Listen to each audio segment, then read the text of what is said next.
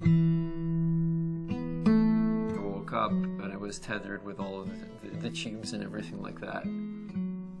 And I opened my eyes and I said to myself, I'm alive.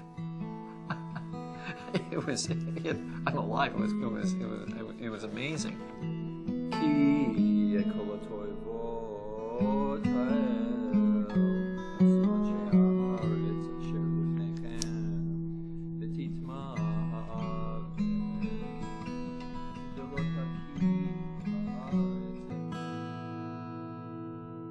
Since Frank's transplant, we always celebrated his rebirth day. Rebirth day became a very important part of our year.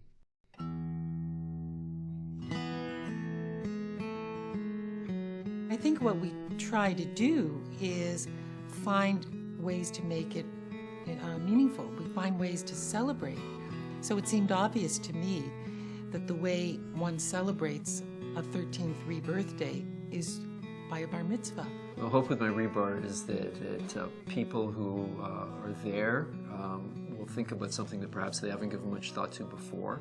The correlative point is that there is a mistaken belief by some Jews that one should not be a donor, must not be a donor, because in order for the soul to go to heaven, the body must be whole.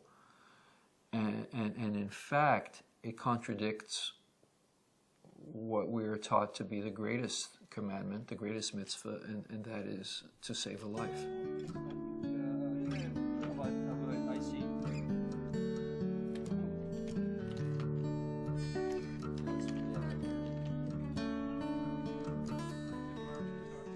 Shortly after I came to Trillium, one of the first things I did was to arrange visits to a number of hospitals across the province to talk to them about organ donation, organ and tissue donation. But in the course of the discussion, the social worker said to me, you know, a lot of the people we serve are Jewish, and it's very common for us to hear from families that because they're Jewish, they can't allow their loved one to be a donor.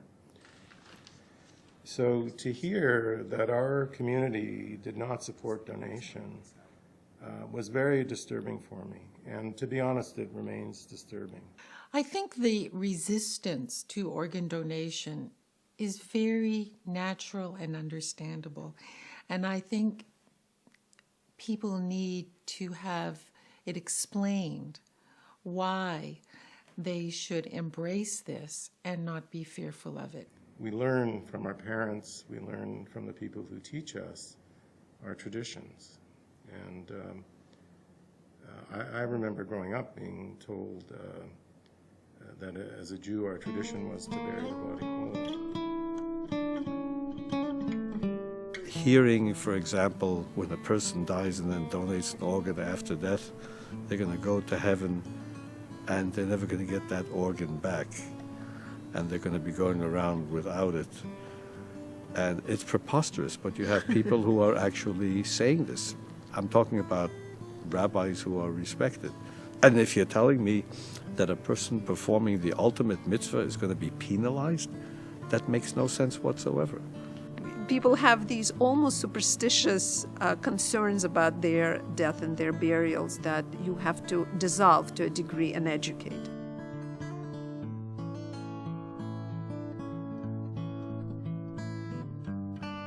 When I came to Trillium 6 years ago, there were 1,900 people on the waiting list, and I looked this morning, it's actually under 1,500. So we've made some progress in the last 5 or 6 years, but we could do a lot more. I always call transplantation the best kept secret. It is highly successful. The results of liver transplantation at 1 year are over 95% survival, and even at 10 years they're over 80% survival. What limits transplantation is organ scarcity, and so unfortunately many people who need transplant can't get it because an organ just doesn't become available. The youngest child, Louis.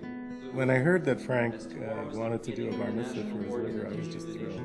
What a great way to link the Jewish tradition with this important cause. I was thrilled. I got goosebumps.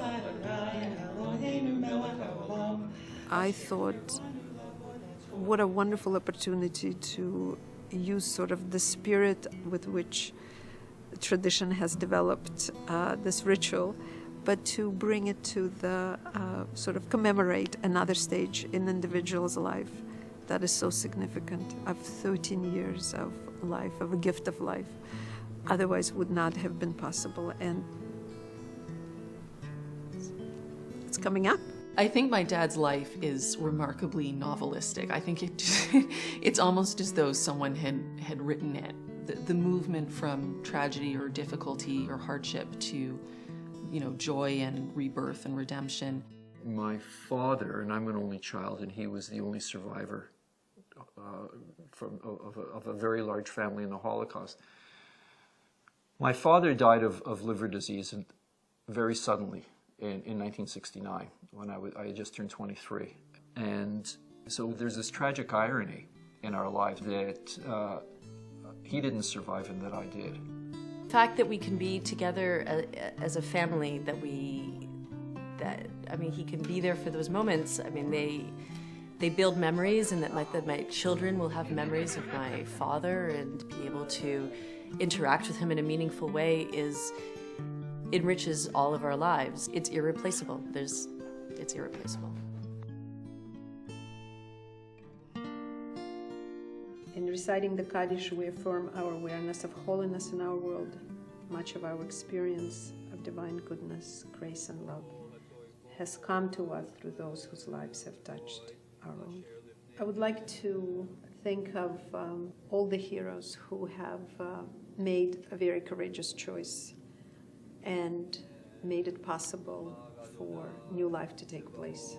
It's selfless and it's beautiful.